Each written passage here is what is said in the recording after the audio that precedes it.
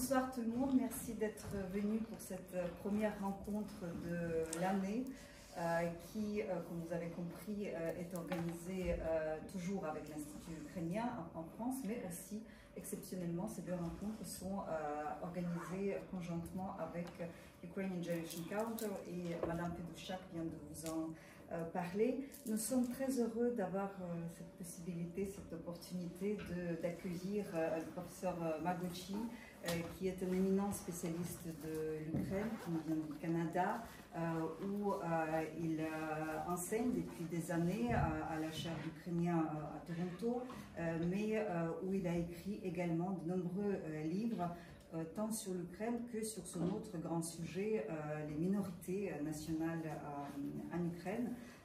Nous allons parler donc aujourd'hui autour de son livre l'Ukraine restituée qui vient de sortir en français. Vous avez donc l'exemplaire en ukrainien, en anglais et en français. Comme vous avez compris, tous les livres sont en accès libre et vous pouvez les emprunter pour les découvrir, etc. Donc aujourd'hui, nous parlerons de l'Ukraine et de l'histoire de l'Ukraine de manière générale, et demain, nous parlerons plus précisément des questions des minorités et en particulier de la communauté juive ukrainienne. Donc je remercie encore une fois le professeur Magochi d'avoir fait le déplacement, d'être venu nous voir et de nous offrir aujourd'hui pendant 2 heures ses connaissances et ses visions de l'histoire. Je pense que je vous demanderai tout d'abord de parler de ce livre, pourquoi ce livre, quel était le projet, et puis après on fera la discussion. Bon, je pense, employer ça. Si vous voulez, vous pouvez pour moi, c'est égal. Tout le monde peut m'entendre parce que j'ai un voix assez fort.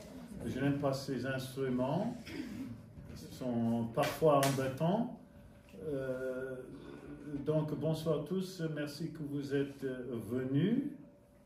C'est pour moi la 2e fois que je suis même dans cette même salle, je pense. Pardon.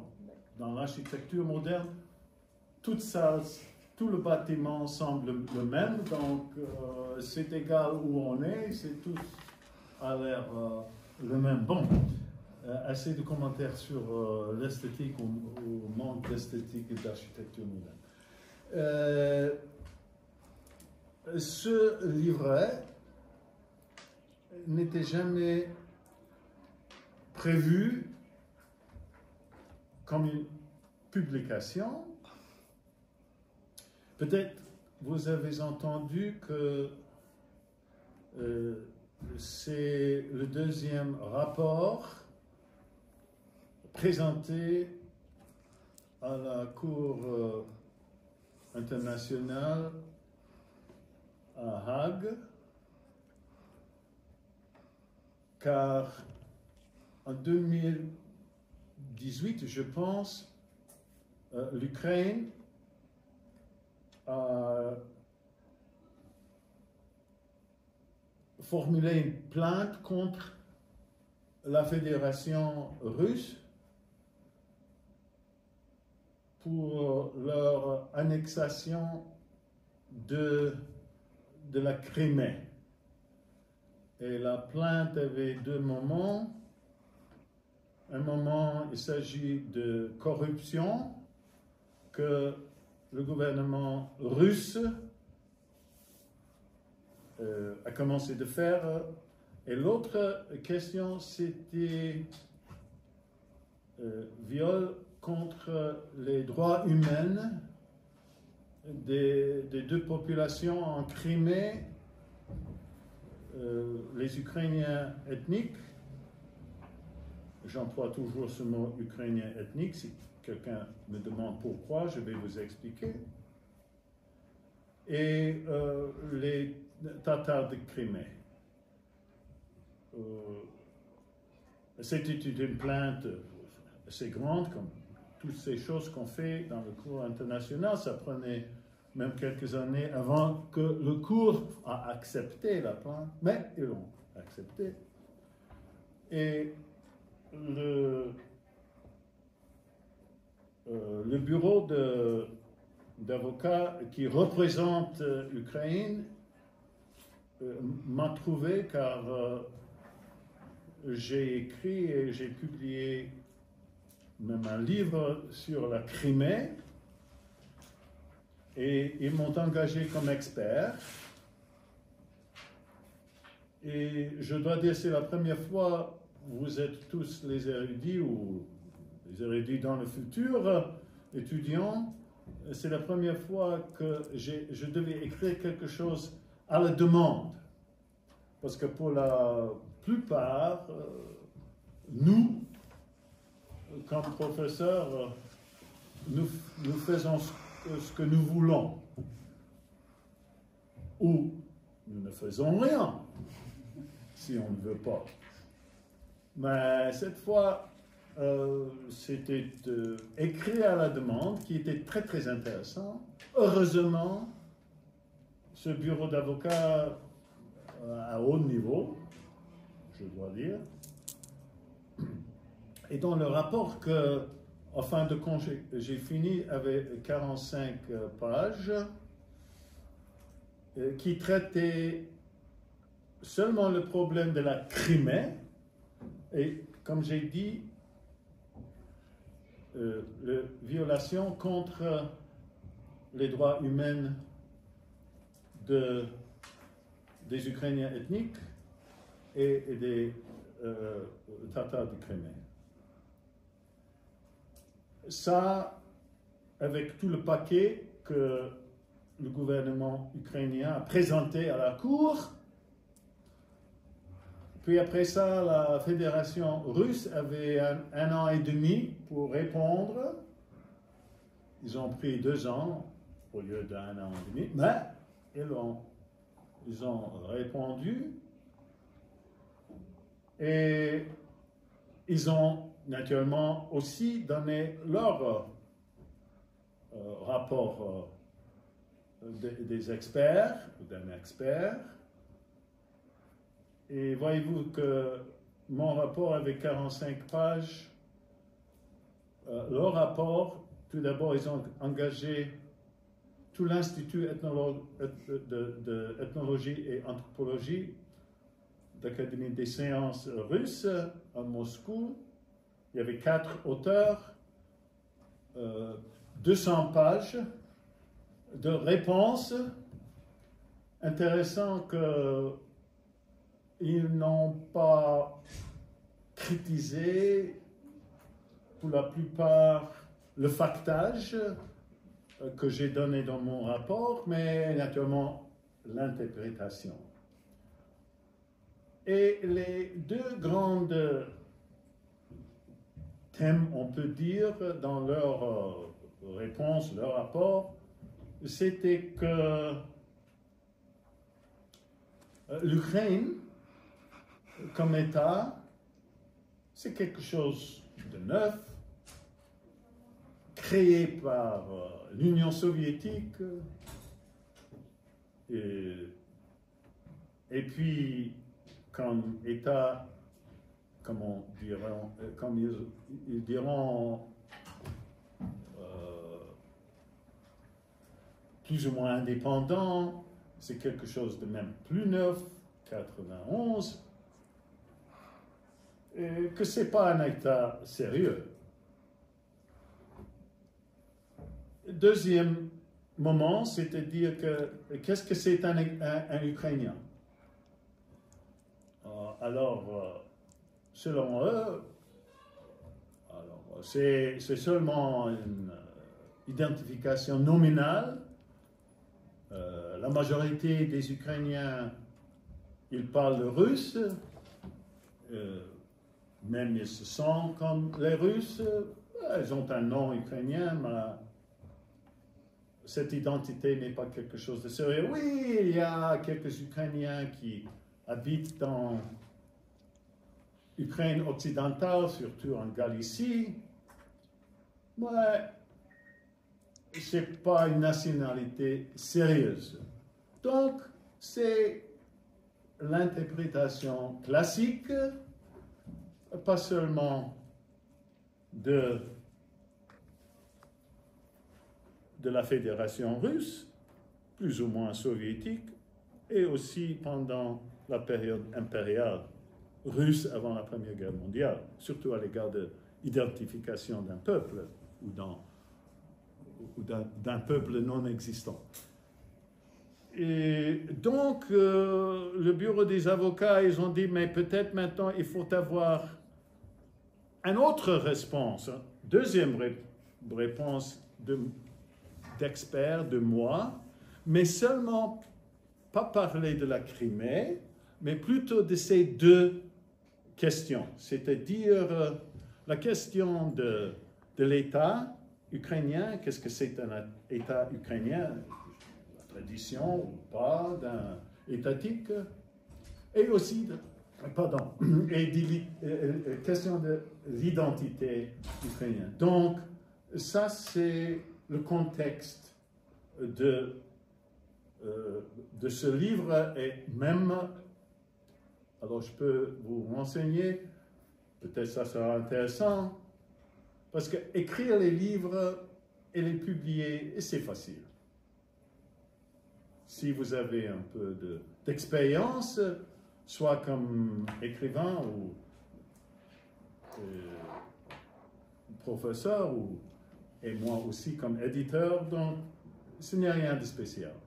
Je n'avais pas du tout envie ou même intérêt de publier ça. Mais j'avais un collègue au Canada qui a lu le manuscrit et il a dit ça c'est vraiment bien, surtout dans le contexte de la guerre, ça sera très très bien si on peut publier ça, car pour la majorité, pour la public mondiale, qu'est-ce qu'ils savent de l'Ukraine? Et donc j'ai dit, bon, ok, mais sous la condition suivante. C'est-à-dire, comme j'ai dit, publier un livre facile, distribuer, donner dans la main des gens, ça c'est le grand problème. Et on a décidé pour répandre ce livret gratuit, mais gratuit à qui? Aux gens qui jouent peut-être un peu un rôle et qui ont une influence sur la politique internationale. Donc, on a décidé que chaque délégation est membre de l'Organisation des Nations Unies, reçoit une copie. Ça fait à peu près 250. Chaque membre, chaque député des parlements des États-Unis, Sénat et Congrès, du Canada, tous les membres de House of Lords à Londres, et tous les membres, tous les 800 membres du Parlement européen. Donc, on a publié en anglais à peu près, je ne sais pas, 8 000, 10 000, et aussi, pour faire envoyer, ça c'est une autre question, parce que ça coûte beaucoup, mais quand même, il y avait des gens qui voulaient nous aider, on l'a fait. Et puis on s'est dit comme ça, c'était un livre seulement en anglais. En théorie, l'anglais est la deuxième langue officielle de l'Europe. Mais la plupart des gens ne comprennent pas, inclus les députés de Bavarie ou quoi que ce soit, quel département en France. Donc on a décidé de faire une série de traductions dans les langues qui sont plus ou moins importantes. Donc on a commencé traduction polonais, allemand, excusez-moi, ça arrive parfois, pardon, polonais, allemand, italien, coréen, japonais, turc, espagnol et publié en Argentine, parce qu'il y a toute l'Amérique du Sud, et peut-être il y a encore quelques langues. Ukrainien aussi. Naturellement, ce n'est pas pour les Ukrainiens, c'est pour le monde, mais quand même, il fallait. Et enfin, moi j'étais contre, mais nos amis ukrainiens et les grands nationalistes ukrainiens, quelques organisations nationalistes, inclus les Banderivtsi, qui ont aidé quelques éditions, ils voulaient que ça soit en russe. Bon, alors maintenant ça va apparaître en russe, et j'ai oublié, et aussi français. Ça fait à peu près 9. Et puis, on avait de la chance, à travers les éditeurs, donc chaque membre de Bundestag, il y a à peu près 600, ont reçu ça en allemand, et on sait même comment qu'ils les ont reçus, parce qu'ils ont mis avec une lettre à chaque député. Vous voyez, ça doit être fait ici en France. Et pas seulement les députés, mais les, comment dirais-je, les 2 ministres m'ont écrit personnellement, même dans le sens de, c'est-à-dire qu'avant l'édition anglaise, qui était répandue dans l'Union des Nations Unies, la première réponse est venue de l'ambassade américaine ici à Paris. Donc les gens ont reçu et ont lu. Et c'est la même chose avec le Parlement japonais. Tous les membres ont reçu.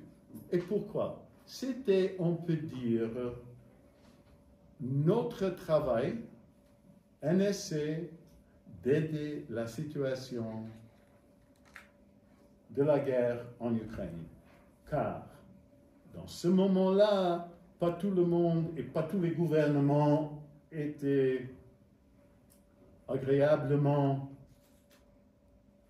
inclins vers aider l'Ukraine. Ça a commencé de changer. Même si un gouvernement comme la Corée du Sud ne fait pas des démarches publiques, mais aide fournir direct ou indirectement les armes à l'Ukraine. Donc, c'est pour cette raison que nous avons pensé que ce petit livre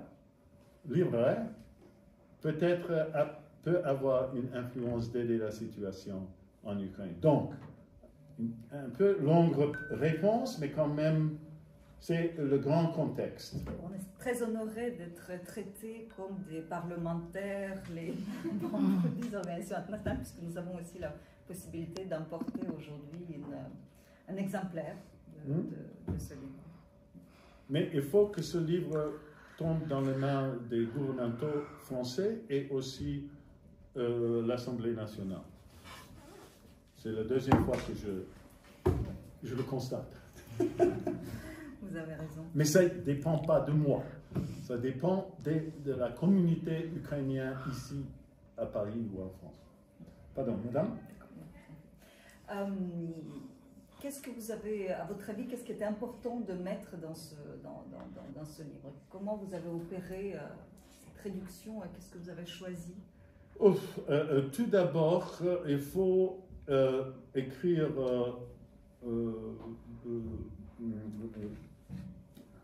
avec un texte qui est court, pas plein de détails. Et le premier sujet, ou le premier thème à l'égard de tradition étatique de l'Ukraine, il fallait montrer que l'Ukraine n'est pas née hier, ou même avant-hier. Mais l'idée d'un État ukrainien ou un État qui est basé sur le territoire moderne, contemporain de l'Ukraine, date au moins du XVIIe siècle, on peut dire de la période de Khmelnytsky et la fondation d'un État, enfin de camp cosaque. Naturellement, il y aura des grands patriotes ukrainiens qui allont dire, mais pourquoi vous n'êtes pas commencé avec la Russe de Kiev, la Russe kievienne? Ça, c'est un peu compliqué. Donc, quand il s'agit de vraiment un État sur le territoire ukrainien et seulement sur le territoire ukrainien, c'était cet État cosaque qui avait plusieurs niveaux d'autonomie jusqu'à la fin du XVIIIe siècle. Et donc ça montre, et puis il y avait tous ces essais de créer des États ukrainiens après la Première Guerre mondiale. La majorité des gens ne savent pas de ça. Et puis même l'Ukraine soviétique. En fin de compte, c'était un État. Et les premières 3 années, ils avaient le droit et ils avaient des liens internationaux. Et puis, pendant la Deuxième Guerre, après la guerre, ainsi de suite. Donc, la tradition étatique est longue quand il s'agit de l'Ukraine. Et aussi très très important, c'est pour montrer ça, noir et blanc, ou plutôt en couleur, c'est mieux, avec les cartes, pour que personne peut voir concrètement. Donc les cartes sont très très importantes, et aussi les cartes qui sont créées en couleur et doivent être imprimées en couleur, parce qu'autrement on peut perdre une compréhension des frontières, quoi que ce soit. Donc, pour moi, c'est toujours important comment sont les cartes, parce qu'à fin de compte, quand quelqu'un prend ce livre, comme je pense que chacun de nous, même si vous êtes des érudits, la première chose quand on prend un livre, on regarde les illustrations ou les footnotes. Ça dépend si on est vraiment sérieux. Mais les illustrations sont importantes, donc les cartes sont importantes. Donc la première chose qu'on ouvre et on voit, un État ukrainien au XVIIe siècle, qu'est-ce que c'est ça, n'est-ce pas? Et donc ça c'était un des 2 thèmes dont je trouvais devait être très très important quand il s'agit de présentation. Et il y a des gens qui disent, bon, alors ça c'est une petite histoire de l'Ukraine. C'est absolument pas une petite histoire d'Ukraine. Il y a assez de petites histoires d'Ukraine et grandes histoires d'Ukraine. Ça, c'est un livre qui traite 2 problèmes. La tradition étatique et la question d'identité ukrainienne. Je crois que vous vous présentez comme historien et cartographe, et donc là on a eu encore une fois la confirmation de l'importance des cartes quand on écrit l'histoire et pour comprendre et saisir les problématiques. Chaque bon historien doit être tout d'abord un géographe qui comprend les cartes et aussi un bibliographe qui comprend la littérature qui est apparue avant lui. Vous avez écrit également une grande histoire de l'Ukraine, si j'ose dire, oui. Et qui a été saluée à l'époque quand le livre est sorti comme la première histoire de l'Ukraine multiethnique, c'est-à-dire qui tient compte, qui ne fait pas comme traditionnellement on faisait Grushevski, etc. Mais que est-ce que vous pouvez parler de ce projet, comment vous êtes arrivé là et pourquoi ça vous est paru important de faire cette autre version de l'Ukraine?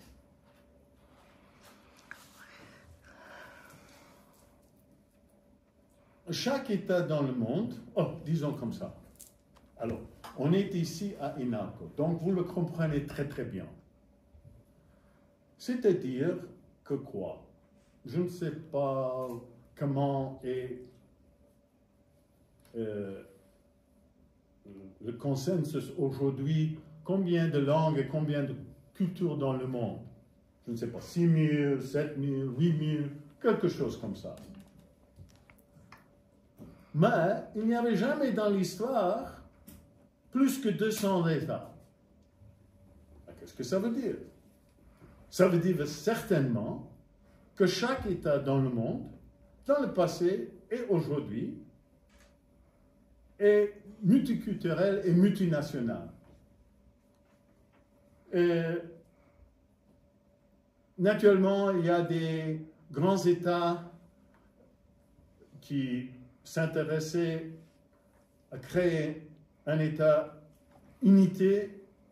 Et je ne parle pas des immigrants, ça c'est quelque chose d'autre. Mais la France c'est un État multinational, formé des Bretons, et des Occitans, et des Alsaciens, je ne vais pas vous dire, Basques, ainsi de dire. Et chacun de ces peuples doit avoir leur voix dans les livres, dans les bouquins,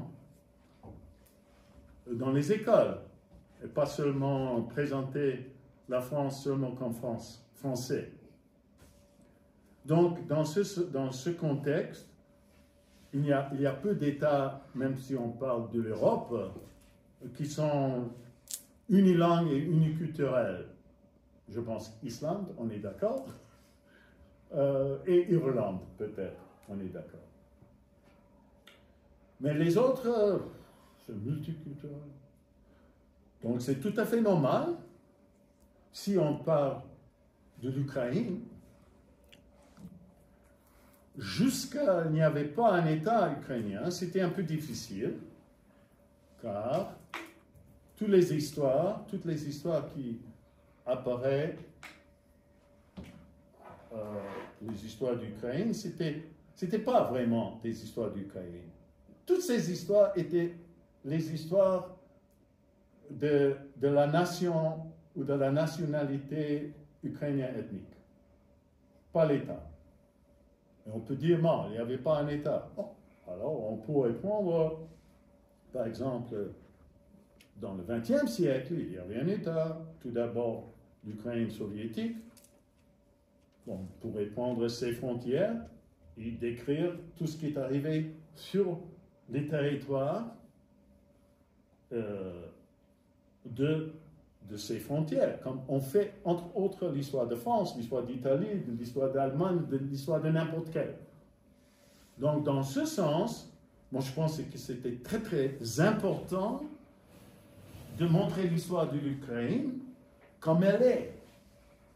Un territoire où sont habitées plusieurs nationalités depuis le commencement d'histoire sur ce territoire. Naturellement, quelques-uns vont dire que oui, mais on parle des Russes, on parle des Polonais, on parle même des Tatars Crimée dans les autres histoires, mais toujours, c'est vrai, mais on parle d'eux comme les ennemis, et pas comme les sujets eux-mêmes. Donc, il faut présenter, par exemple, la population polonaise, historiquement, sur le territoire de l'Ukraine, comme une partie intégrale de l'histoire de l'Ukraine. Et c'est la même chose pour les Tatars de Crimée, ou les Juifs, les Allemands, qui étaient bien répandus à travers le centre et le sud, les Tchèques, les Bulgares, n'importe quel autre peuple, les Hongrois, les Tchèques, qui ont vécu, parce que tous ces peuples font une partie de l'histoire de l'Ukraine. Et aussi très important de point de vue pédagogique. Si l'État veut présenter l'histoire et éduquer des nouvelles générations, alors ces nouvelles générations, même, ils savent que leurs arrière-parents peut-être étaient de couche polonaise ou allemande ou juif. Alors cet enfant a le droit, comme citoyen ukrainien, de son voix, de voir lui-même comme partie de cette société ou de cet État ukrainien. Et même la Constitution, je dois dire, de 1996 dit que un Ukrainien et toutes les populations, tous les habitants de l'Ukraine, de n'importe quelle ethnicité ou religion, qui est vrai. Mais les historiens n'ont pas encore commencé de présenter ça, mais maintenant ça change, je dois dire. Ils ont accepté cette approche que moi j'ai employée déjà dans les années 90. Donc, ça c'est, je pense, l'importance de cette histoire que j'ai écrite, première édition 96 et puis deuxième édition 210, a apparu et en ukrainien et la première édition et la deuxième édition, ça apparaît aussi en polonais, un grand livre en polonais, Ksiągania Akademiczna l'a publié. Donc, ça c'est la réponse à cette question à l'égard de la grande histoire ukrainienne. Je voudrais vous interroger sur un autre sujet où vous avez écrit, vous avez travaillé sur, à travers vos publications, à savoir les Tatars de Crimée. Les Tatars de Crimée. Oui. Est-ce que vous pouvez nous dire comment vous êtes venu à travailler sur les Tatars? Sur les Tatars de Crimée.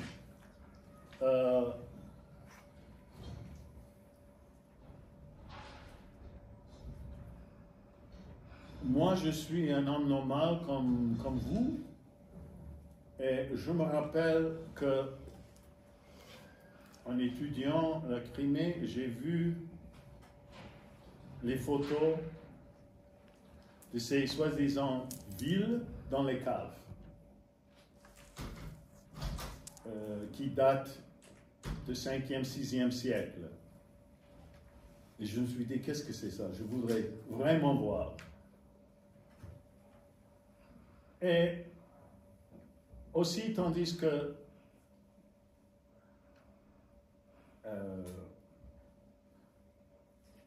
ma vue d'histoire d'Ukraine, il faut traiter tous les peuples, donc il fallait voir où est la terre natale des Tatars de Crimée. Donc je suis allé une fois au Crimée et je l'adorais. Tout court, je l'adorais. Et je voulais retourner. Et puis je me suis dit, je dois avoir une excuse pour retourner. Donc je me suis dit, bon, alors je vais écrire un livre sur la Crimée. Et à ce moment-là, j'ai fait la connaissance avec Mustafa Gemelio. Il était au Canada et il a fait une présentation devant le Parlement canadien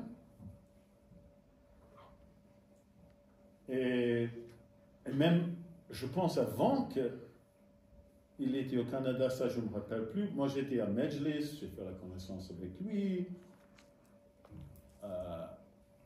Et son deuxième, qui est maintenant Chubarov, quand il y avait, je me rappelle ça, quand la traduction de l'histoire de l'Ukraine, la grande histoire de l'Ukraine, nous avons fait un tour de 20 villes de l'Ukraine pour présenter ce livre, la traduction ukrainienne, et entre autres en Simferopol. Et normalement, nous avons fait toutes ces présentations aux universités. Mais Chubarov est venu et dit non, on veut que cette présentation ne soit pas à l'université de Simferopol, mais plutôt dans la bibliothèque de Tatar de Crimée. Et lui, il veut faire la même chose comme vous faites maintenant. Même s'il avait plus de commentaires et plus de questions, ou plus de commentaires, on peut dire. Parce que Chubarov, il aime parler. En tout cas, en écrivant l'histoire de l'Ukraine, la grande, j'ai aussi changé les noms ou la périodisation. Parce que normalement, la périodisation dans l'histoire de l'Ukraine, parmi les auteurs classiques, le temps préhistoire, puis russe kievienne, cette période, et puis une période qui dit période polono-lituanienne. Et moi, ça c'est, on peut dire, un peu eurocentrique, car cette période, dans l'histoire de l'Ukraine, ces 3 siècles, au moins un tiers du territoire de l'Ukraine aujourd'hui est une partie de Khanat de Crimée. Donc, toute cette période, ce ne doit pas être polonais-lituanien, mais plutôt lituanien, polonais, krimski tatar. Qui est très important, car il faut se rappeler que tous les peuples, et aussi le Khanat de Crimée, les Tatars de Crimée n'étaient pas toujours des amis de l'Ukraine, ou des Ukrainiens ou des chrétiens. On sait très très bien, par exemple, quand Khmelnytsky a commencé son révolte contre la Pologne, ou plutôt contre l'aristocratie de la Pologne, la première alliance qu'il a fait, c'était avec les Tatars de Crimée. Ils ont combattu avec les Cosaques. Il faut se rappeler de ça. Donc il faut traiter les Tatars comme une partie des cultures de l'Ukraine. Et donc, pour revenir, quand j'ai fait la connaissance, deuxième fois, je ne sais pas quoi, avec Jemelov, surtout quand il était au Canada, il a vu un autre livre que j'ai écrit sur un autre peuple, une partie qui habite en Ukraine, même si ce peuple n'est pas reconnu en Ukraine, mais reconnu dans les autres pays où ils habitent, les pays voisins de l'Ukraine, ce sont les Rutènes des Carpates. C'était un livre plein d'illustrations, avec un texte très court, mais qui explique leur évolution. Jemelov l'a vu, il dit, bon, on a besoin d'un livre comme ça pour nous, pour les Tatars de Crimée. Pourquoi? Parce que ça, c'est dans le temps, quand le statut des Tatars de Crimée n'était pas tellement positif en Ukraine. Maintenant, après la guerre, les Ukrainiens, le gouvernement fait tout pour les Tatars de Crimée, mais pas avant. Ils n'ont pas même reconnu le Medjlis et le Kurultai comme des organisations officielles qui représentaient les Tatars de Crimée. Ils ont demandé ça toujours. Le gouvernement ukrainien ne l'a pas fait. Après l'invasion, ils l'ont fait tout de suite. Mais jusqu'à ce moment-là, alors les Criméens, Djemeliov, il traversait le monde, il voulait un livre comme ça populaire qu'il peut présenter, n'est-ce pas, n'importe qui. Donc, j'ai écrit ce livre, c'était publié et en anglais, et en ukrainien, et en russe. Ils voulaient naturellement en russe, parce que ça, c'est leur langue. Et ils ont employé ce livre pour propager leur cause, on peut dire. Donc, c'est comme ça que je m'intéressais au Tatars criméen. Oui. Une question. Vous avez parlé qu'il y a deux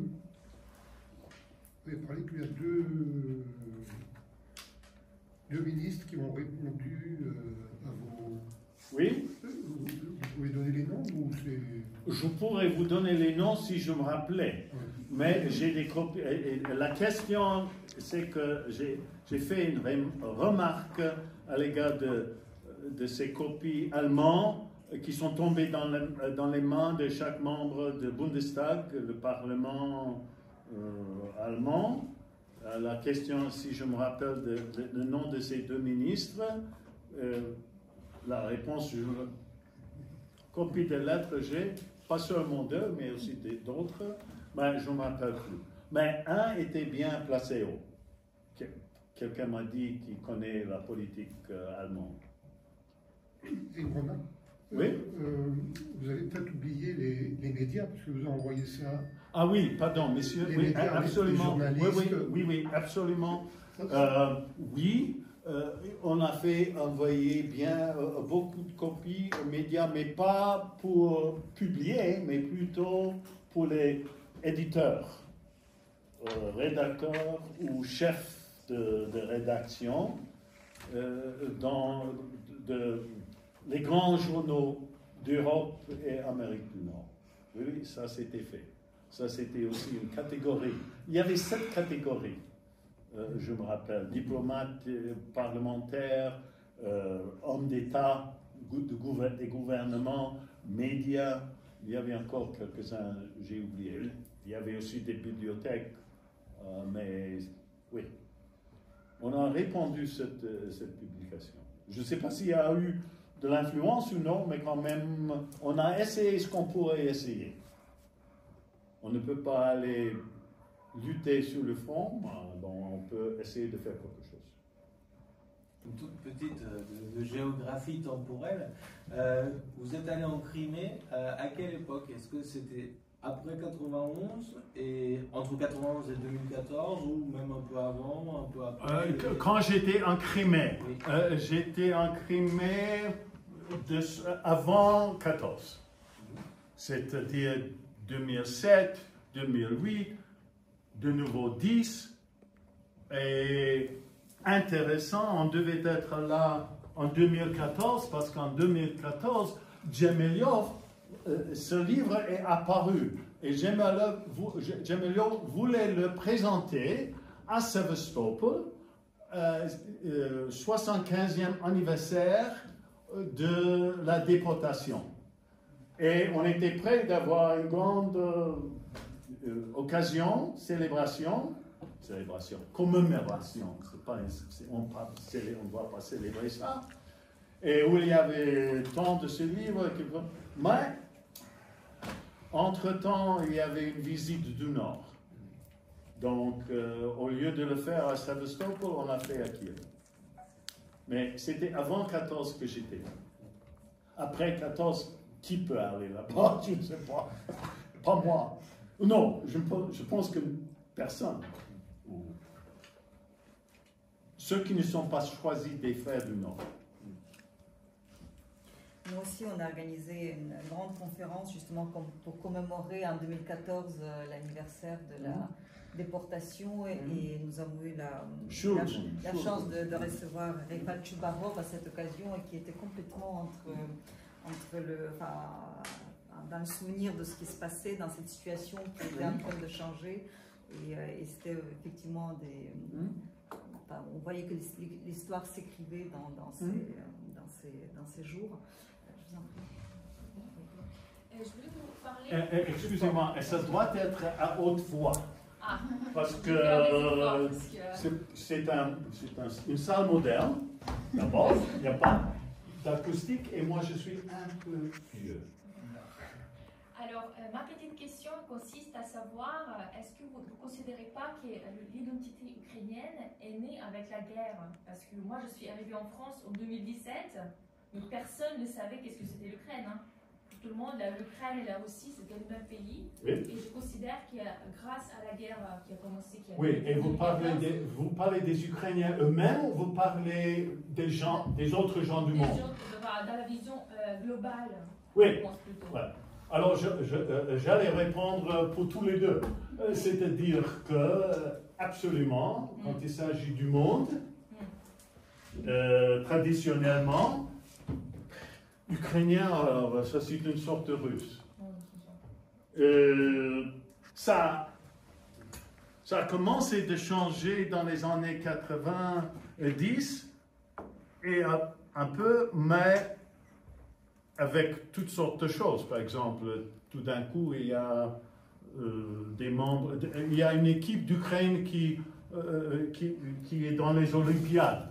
Bon, alors pour les gens, les sportsmen, il y a un pays qui s'appelle Ukraine. Mais en général, absolument, c'est le cas ukrainien, ça c'est russe. Et aussi, il y avait assez des Ukrainiens, russophones, non russophones, surtout dans l'Est et Sud, qui aussi considéraient leur identité ukrainienne seulement nominative. Mais ça a changé après la guerre. Et donc, comme parmi les spécialistes, on dit que c'est grâce à lui, ce petit homme au nord, qu'une bonne partie de la population de l'Ukraine sont devenus ukrainiens. Une autre victoire, entre autres. Et dans le monde, maintenant, tout le monde connaît l'Ukraine. Même chez vous, en France.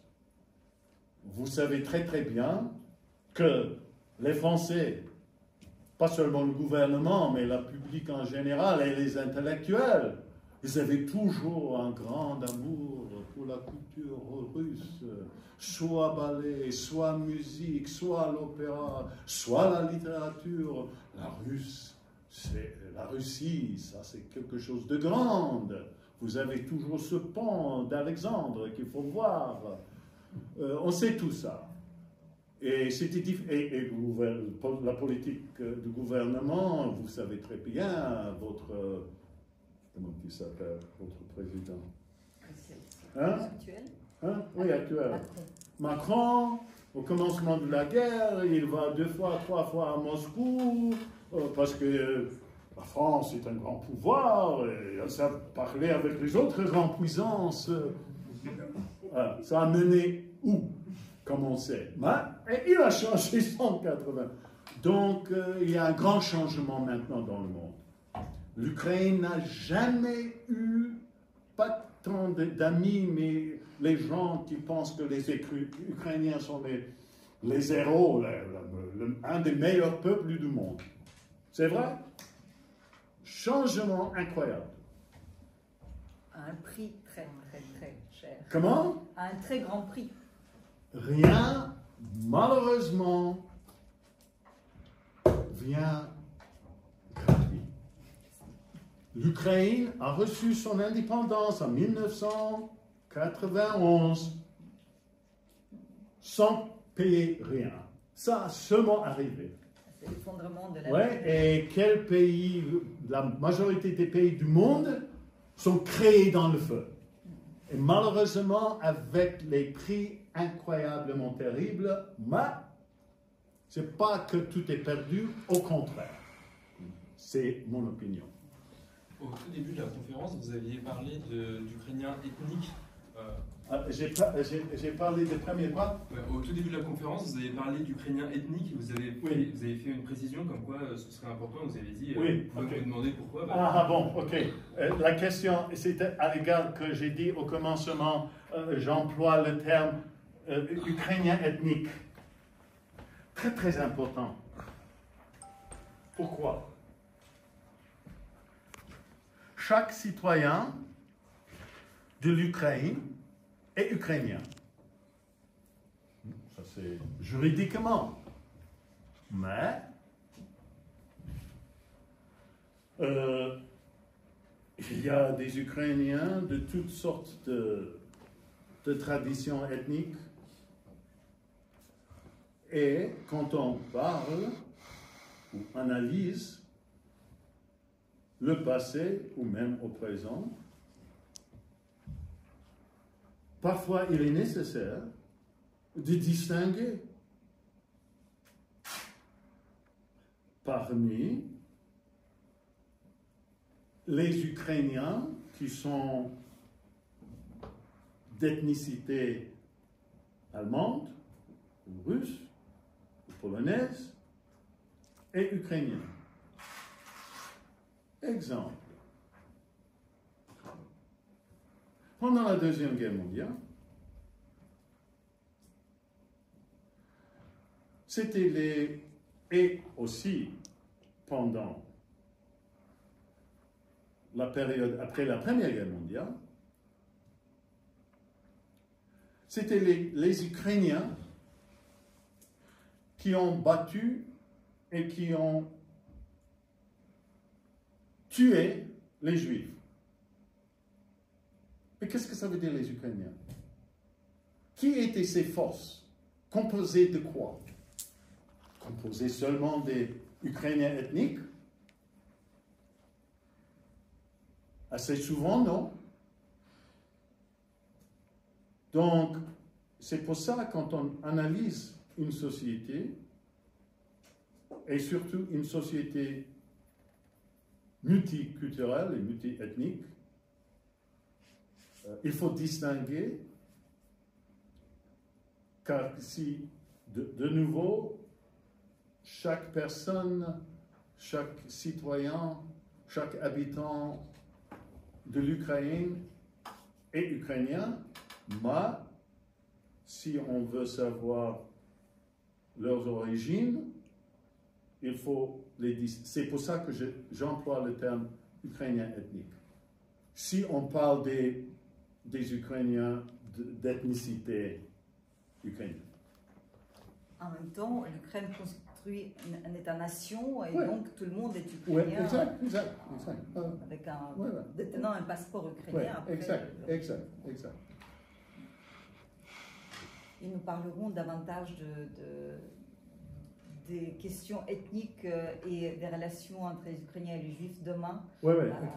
Il y aura une séance dédiée explicitement à cela. Est-ce qu'il y aura d'autres questions? Oui. C'est déjà 8h15. Oui, on va laisser un petit peu de temps pour que vous puissiez signer éventuellement. Quelqu'un parle de trop. Donc la dernière question alors. Plus fort. Dans votre petit essai, vous commencez l'histoire d'Ukraine à partir de l'État cosaque, à peu près, XVIIe siècle. Dans le livre. Oui. Vous commencez l'histoire de l'Ukraine, surtout à partir de l'État cosaque. Oui. Mais les Russes clament, ils disent que la Rousse, qui vient, la Roumanie ou la Rousse, est en fait la Russie. Donc, du coup, si on commence l'histoire dans cet essai pour éduquer les gens à partir du XVIIe siècle, qu'est-ce qu'il y a avant?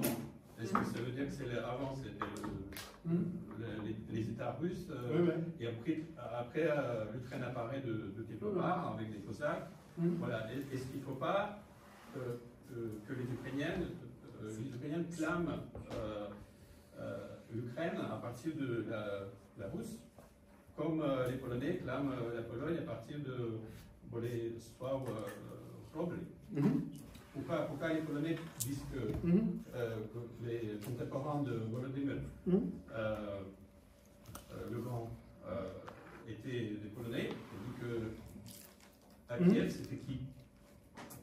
Bon, alors, dans la grande histoire que j'ai écrite de l'Ukraine, dans l'histoire illustrée, qu'on n'est pas remarqué ici, dans tous les commentaires que je fais, je commence avec la période de 2000 ans avant Jésus-Christ, la période de Trépilia, puis toutes les civilisations grecques inclus le royaume Bosphore, la présence romaine